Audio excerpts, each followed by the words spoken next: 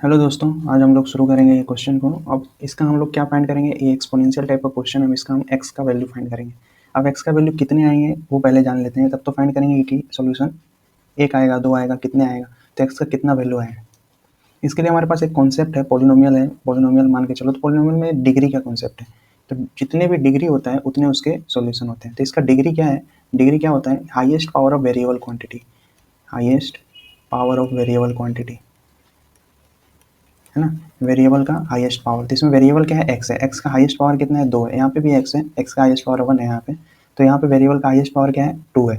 ये 2 क्या है, ये कांस्टेंट है। कांस्टेंट को नहीं देखते हैं डिग्री में, डिग्री में देखते हैं कि highest power of variable, variable को देखते हैं। तो इसका डिग्री जो निकल के आया है वो 2 आया है। तो इसका सोल्यूशन कितना आएगा, इसका सोल्यूशन भी 2 आएगा।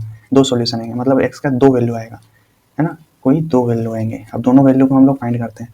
तो इस टाइप का जब भी क्वेश्चन आए तो हम ट्राई करते हैं कि ऊपर का जो एक्सपोनेंशियल है उसको हटाने का कोशिश करते हैं। तो इसमें हम क्या क्या ऐसा करें कि ऊपर का जो एक्सपोनेंशियल है वो हट जाए। दोनों तरफ को हमको देखना होता है कि क्या करें। तो हम क्या करते हैं, इसके पास दो है, इसके पास एक्स है, तो हमको हटाना है दोनों को। तो हम क्या करते हैं, इसमें मल्टीप्लाई कर देते हैं 1/2x का मल्टीप्लीकेशन कर देते हैं। इसमें भी हम मल्टीप्लाई कर देते हैं 1/2x का मल्टीप्लीकेशन कर देते हैं।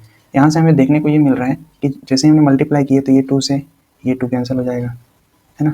ये 2 से ये x से ये x कैंसिल हो जाएगा। अब देखो कैसे क्या बचता है, ये 2 का पावर 1/2 बचा, यहाँ पे x कैंसिल हो गया। वैसे ही यहाँ पे क्या बचा, x का पावर 1/x बचा। ठीक है, तो हमने क्या किया, ऊपर का पहले हटाने का कोशिश की, तो ये एक्चुअली हट चुका है। अब हमें यहाँ से देखने को मिल रहा होगा कि कंपेयर अगर तुम करोगे इसको, तो कंपेयर करने पे क्या दिख रहा है कि जहाँ जहाँ x है वहाँ वहाँ 2 है, जहाँ जहाँ x है वहाँ वहाँ 2 है। तो यहाँ से हमें मिल गया कि x का एक वैल्यू तो 2 है। तो हमें एक सॉल्यूशन मिल गया। एक सॉल्यूशन क्या मिला कि हमारा एक वैल्यू क्या है, 2 है। अब दूसरा सॉल्यूशन फाइंड करने की कोशिश करते हैं। दूसरा सॉल्यूशन फाइंड करते हैं, यहाँ से कंपैरिजन लगाते हैं। जैसे ये सेम है, इस टाइप का सेम है, 1 है, 1 की जगह 1 है, x की जगह x है, x की जगह 2 है, तो ये 2 की जगह x है, मतलब सेम आ चुका है। तो हमारा एक सॉल्यूशन तो यहाँ से मिल गया। अब एक और सॉल्यूशन फाइंड करना है कि इसका एक और सॉल्यूशन क्या आएगा। तो हम क्या करते हैं, दोनों तरफ बराबर, क्योंकि हमको दिख रहा है कि कंपेयर से आ जाता है, तो हम दोनों तरफ बराबर बनाने की कोशिश करेंगे। तो ऐसा हम क्या करें, तो यहाँ पे अगर मान के चलो ये 1 था, इंटू में 1/2 था, ठीक है, सेम लिख रहा हूँ मैं भी। तो ये x है, 1/x है। मैं क्या करता हूँ, इधर कुछ बनाने की कोशिश करता हूँ। तो मैं 1 की जगह पे 2/2 लिख देता हूँ। 2/2 लिख दिया, ये भी 1 ही है, इंटू 1/2। यहाँ से ये तो सेम ही था, सेम है ये, है ना, ये सेम है। हम लोग लिख देते हैं इसको x और ऊपर 1/x। अब इसमें हमें क्या देखने को मिल रहा है कि ये, मैं एक काम करता हूँ, ये एक 2 को अंदर ले लेता हूँ और एक 2 को बाहर ही रहने देता हूँ। ठीक है, इसका एक 2 अंदर ले लिया, एक 2 को बाहर ही छोड़ दिया, ये 1/2 इधर ही छोड़ दिया। अब वापस ये हमारे राइट हैंड साइड को हम लोग अभी कुछ नहीं कर रहे हैं। तो हम क्या करें, इसको बनाने की कोशिश किए। तो हमारा क्या बन के आया, ये अंदर हो गया 2 का पावर 2 डेट इज़ 4। 2 का पावर 2 क्या हो गया, 4 हो गया। अंदर ही अंदर मल्टीप्लाई हो गया, 2 का पावर 2 4 आ चुका है। तो ये हमारा 4 बन गया अंदर। बाहर क्या बचा, ये 2 और ये 2 मल्टीप्लाई हो जाएगा, तो ये भी 1/4 बन गया, इक्वल टू ये x का पावर x। फिर से हम लोग देख पा रहे हैं कि कंपैरिजन मेथड से ये x की जगह 4 है, ये x की जगह 4 है, तो हमारा सॉल्यूशन क्या आ गया, एक और x का वैल्यू 4 आ गया।